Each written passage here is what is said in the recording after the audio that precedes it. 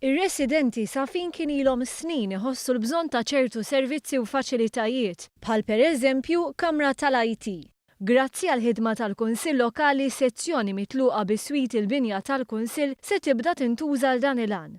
B'hekk ir-residenti Safin li jaqbżu l-2000 bi ftit se jkollhom fejn jitħarġu għal skemi bħal lifelong learning. Servizz ieħor li kien ineżistenti f'Ħal Safi huwa klinika.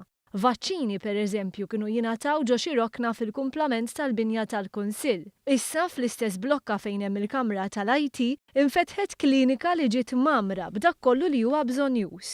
Is-Safin ma kellhomx uffiċċju tas-servizzi soċjali. Dan issa twaqqaf u qed jiftaħ bil-ħinijiet skedati għal konvenjenza tar-residenti. Wieħed mill-iktar żviluppi sinnifikanti f'Ħal Safi dawn l-aħħar 3 snin kien dak fi ġnien il-31 ta' Marzu, żona li bilkemm kienet tissejjaħ ġnien għaliex kienet ħallit fi stat ta' abbandun. Grazzi għall-eżerċizzju ta' landscaping, bini ta' ħitan u bankini, installazzjoni ta' dwal l-anet taz-Zibel u bankijiet, dan il-ġnien reġa' lura id-dinjità li tistħoqlu. L-istess f'Misraħ San Mattew u triq Ħajt Ruman, żoni li fihom qabel wieħed kien isib miżbla ta' pallets u tankijiet ta' żejt. Id-differenza titkellem waħedha. Minn barra dan hemm ix-xogħol li sar u qed jitwettaq fil-bandli.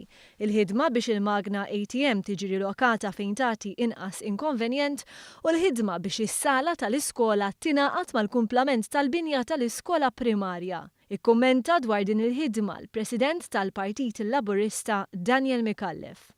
Di kienet l-ewwel darba li l-Partit Laburista kellu maġġoranza hawnhekk u maġġoranza Laburista sarfet f'enerġija ġdida li kienet tant meħtieġa f'dan il-lokal. Tajb wieħed jgħid kien anke mill-kandidati Laburisti stess li kienu diġà kunsilliera preċedentement kien isir xogħol mill-Kunsill Lokali iżda dal-Kunsill viżjoni ġdida għal-lokal anke biex iwessa il-ħidma tal-Kunsill Lokali issarraf f'diversi inizjattivi ġodda, inizjattivi li ser ikomplu jissaħħu ġala darba is-Safin jagħtu l-fiduċja mill-ġdid lill-kandidati Laburisti fl-elezzjonijiet ta' 11 ta' April.